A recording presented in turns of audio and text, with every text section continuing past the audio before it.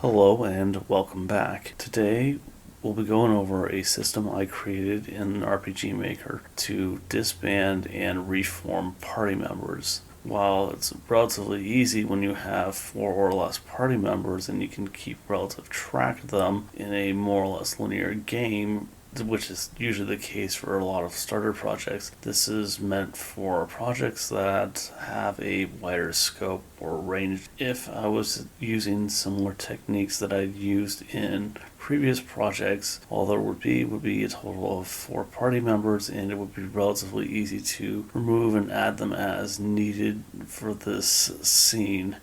But since Luminous Skies, a short adventure, was a test bed for the pilgrimage and for future projects, I saw it as an opportunity to try and learn new things in order to improve existing and future projects. In this, we're taking a look at this exchange with Briar and Anri.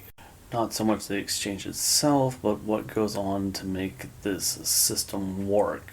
To do this, we'll be looking at the character Syl, who can be recruited by anyone regardless of whether or not you pay for any of the DLC for Luminous Skies. To make the best possible user experience, one does not simply add a party member and leave it at that.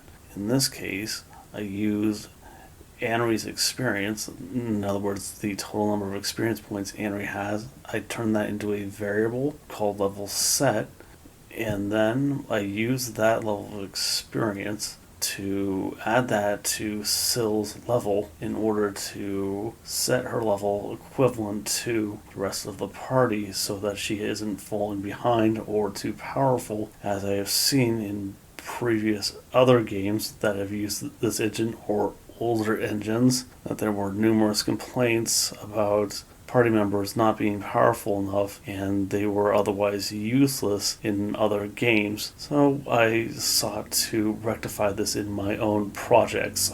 Tangent aside, I also have a variable which could also be used with a control switch as well to the same effect. But what this variable is that variable 78, it says SIP, and that stands for Syl in Party, and it is added 1 to that variable, which means that she is now in the party, and this variable is to keep track of her in the party. Okay, just one more tangent regarding recruiting party members, since we're here already. On the second tab for this event, it is set to a parallel process, and if Syl's in the party, it will just wait for 60 frames. If not, Control Self Switch A will be shut off, effectively resetting this event. It's probably the quickest way of getting it fixed, even if it is a little sloppy. Since it is possible for someone working on their project to have a staggering number of party members, it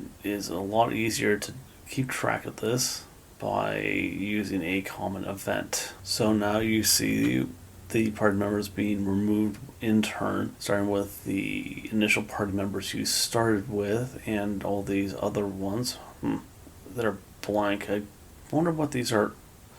Where was I? Right, yes. And anyway, all the way at the bottom here, we have Syl, and she is listed here with her variable, and when you recruited her, of course, the variable is at 1, so because the variable is at 1, she is removed from the party. And there's, at last, at the bottom of here, there's a special control switch that I use as a failsafe, just in case things do go horribly wrong, and you need to use this. And it is, control switch 98 is turned on, called Party Disband.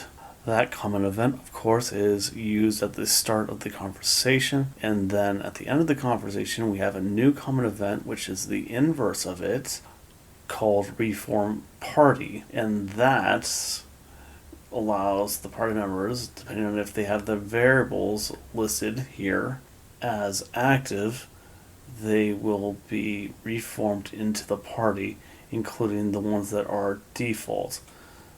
Should also be noted that I do have ones for Briar as well, depending on which Briar you have, just in case there was a mix-up or an error there as well. This is something else you can keep track of to make sure that your main character isn't lost either. And at the bottom here, there is a disband party control switch, which has now been shut off, which is for the failsafe.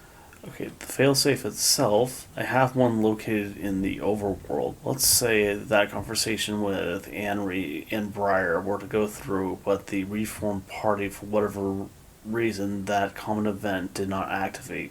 If disband party is on, the control switch for that, which disbanded your party members, this will then say that if that is on, the common event reform party will activate, which will bring back all of your party members and will deactivate that control switch, thereby fixing the problem if it occurs. Alright, I think that should about do it for this tutorial today. Thank you very much for tuning in. I hope you have a great day. Good luck on your projects and happy hunting.